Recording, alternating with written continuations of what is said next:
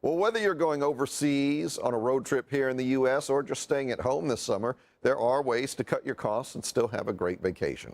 Financial analyst and author Jennifer Streaks joins us now with some ways to conserve cash. Yes, which we all need to do these days. And, you know, that's one of the things when you start thinking about a summer vacation, one of the first things you start to think about is, oh, boy, it's going to cost a lot of money. A lot of money. But it doesn't have to. It doesn't have to, Tony, if you plan and if your goal really is to save cash. If you can be a little more flexible with your destinations, the time that you leave, even the time of day that your flight may take off, you have such an opportunity to save money. Because I learned just going on and making my own travel reservations that if you leave early in the morning, the first flight out, 6:59 a.m., that is the cheapest rate that the airlines have. Oh, I didn't know that. It may be inconvenient, but if you can save $100, sure. Why not? That's great. We're breaking this down into categories, and we just showed the first one, but I want to go back to that. In the planning stages, like you're talking about, booking the reservation and all that kind of stuff.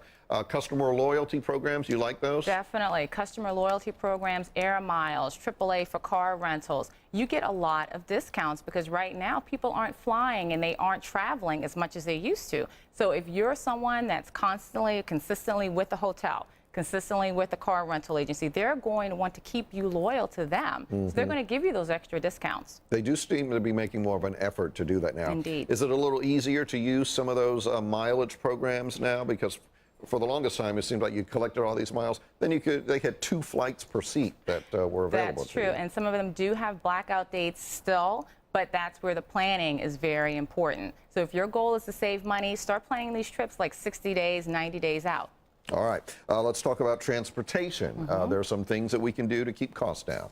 Yeah, definitely. Transportation can be very expensive, from airline to car rentals to trains. But you have to basically break it down and say, what is going to be the best way for me to travel? So once again, we're talking about those customer loyalty programs, but also not being wedded to airlines or car rentals. If you can take a train, try that as well. All right. And you say booking online, you do save money when you book online. Definitely. Because if you go through a travel agent, they have their surcharge. And even if you call in, they're charging you now a convenience fee because the operator is helping you with the transaction. So just go online and book it yourself. All right. Let's talk about once you get there, things that you can do once you get to your destination. Once you get to your destination, use public transportation as much as possible. Cabs, cars for hire, limos, and things of that nature are going to cost you so much more money.